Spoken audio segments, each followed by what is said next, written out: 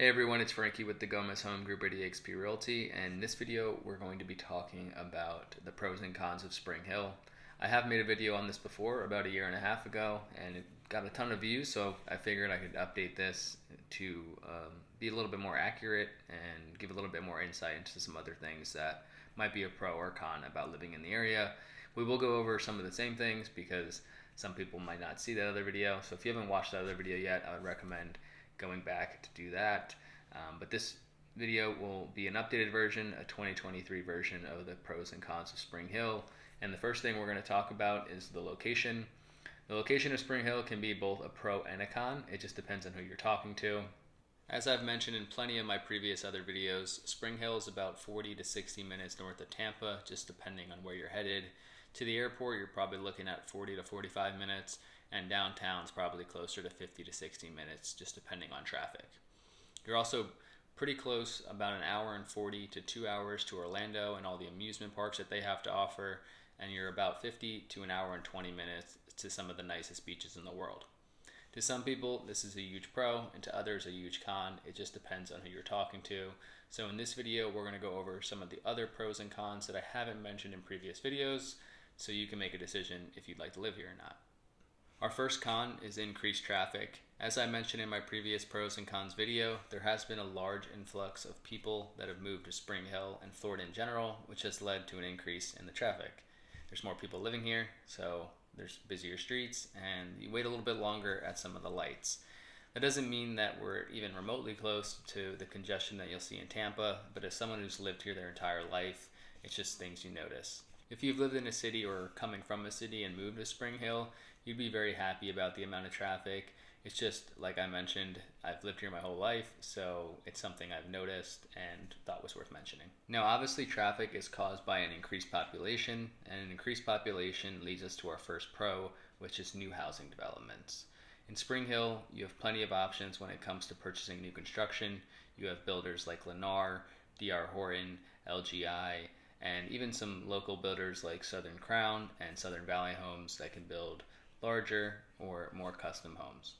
But Spring Hill has plenty of options whether you're looking to go on the more affordable side or build out a full custom build. There's plenty of lots that you could purchase to do so with a custom contractor, or go with one of the more generic builders like those national builders I mentioned.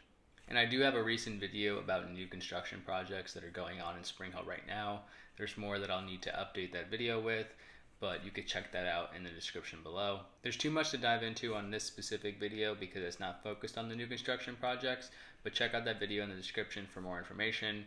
And just know that Spring Hill has new construction projects that are both upscale and affordable. This leads me to my next point, which is another pro, and that is affordability.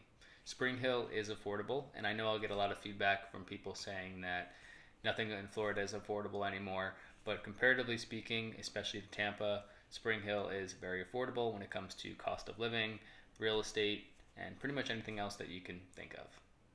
For example, the median sales price for real estate in Tampa is $440,000 versus Spring Hill's $318,000. This is based on sold comps only, and if you look here, you'll see what you can get in Spring Hill and Tampa for $400,000. So I'm bringing you guys right into the MLS here. We're going to look at this property here in Spring Hill. It's a 3-2, 1,752 square feet, sits on over 0.3 acres, and also has a private pool. As you can see, the inside's pretty updated. New kitchen, new flooring. If I had to guess, I was going to guess the bathrooms were dated, but they're not. They're actually updated. And here's the pool area. You could slow that down if that was too fast. I didn't want to make it too long. And then if you go to the Tampa home, you'll see it's a 3-2, 1,248 square feet. I think it was 0.1 acres, 0.12 acres. It's nice on the inside. It's completely remodeled. But as you can see, the layout's a little funky. Bedrooms are small. But you're close to everything that Tampa has to offer. So this is a trade-off. Same price, different home, and different location. Also, since Spring Hill housing is more recently built, you'll notice there's a lot more block homes versus Tampa, And not to say Tampa doesn't have block homes, they definitely do, but you'll see more wood siding homes in Tampa compared to Spring Hill. Some people may consider Spring Hill's demographic a con, which tends to be an older demographic, but it really just depends on who you're talking to again. If you're looking for that city lifestyle and being able to go out to nightclubs or easily go down the street to a really nice restaurant or a nice bar, then Spring Hill most likely isn't the perfect fit.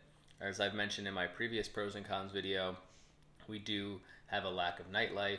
So if you haven't watched that video, again, please go check that out. It goes into way more detail, especially about things like that and the location of Spring Hill. We go on the map and kind of explore the area a little bit. But jumping back into it, the demographic can be seen as a con if you're looking for that city lifestyle. But if you're looking to build a family or start a family, or you're a young family that's looking for a more affordable place to live, Spring Hill could be a great fit. And the developments and things to do are kind of geared towards that.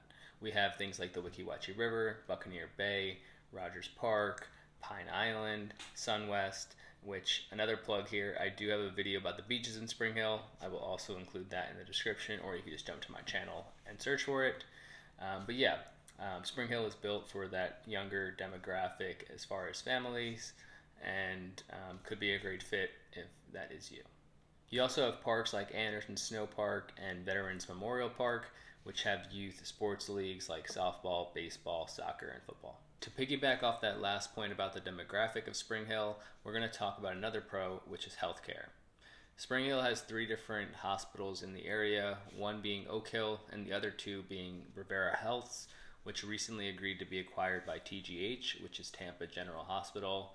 This is a huge deal and actually really good for the area, as one of the people that spoke about it, John Corus, I believe his name is, he's the president and CEO of Florida Health Sciences Center. He says that Tampa General Hospital is one of the nation's leading academic health systems. With this acquisition, TGH is not only expanding its geographic footprint to meet the needs of our state's growing population, but TGH is also increasing access for Floridians to world-class, rare, and complex specialized care we offer. So obviously this is a huge deal to Spring Hill and a great plus, and had to be included in the pros. Our final con is natural disasters, and as most of you know, like anywhere else, living in Florida does have risks. Those risks just tend to be hurricanes, and in this specific area, sinkholes. Now, I've talked about sinkholes before, so if you'd like to learn more about that, I'll leave the video in the description below. And I'm sorry to keep saying that, I just want to focus this video on new pros and cons and not have it be too lengthy. If you want a more in-depth version of the pros and cons where I talk about everything, and I go into depth on everything, check out my other video. We even dive into some of the maps and location of Spring Hill to kind of walk you through it a little bit to really give you a good view. But let's jump into the hurricanes. Now, obviously, if you live on the coast, you're going to be required to hold flood insurance. If you have a mortgage, your lender will require flood insurance because you're in a flood zone. There are some flood zones throughout Spring Hill closer to the water, but overall, there's really not as much risk if you are more inland living in Spring Hill. Spring Hill has some areas that are up to 117 feet above sea level, so again, the flooding's not the issue. You really just have to worry about wind damage and storm damage. So that's really a huge plus, obviously. And you won't be required to hold any additional insurances because of hurricanes. That wraps up this video. I hope you found it valuable, and if you did, please like and subscribe. It really helps support the channel. And if you have any questions about anything we discussed in this video or other videos, please reach out using the contact information in the description below.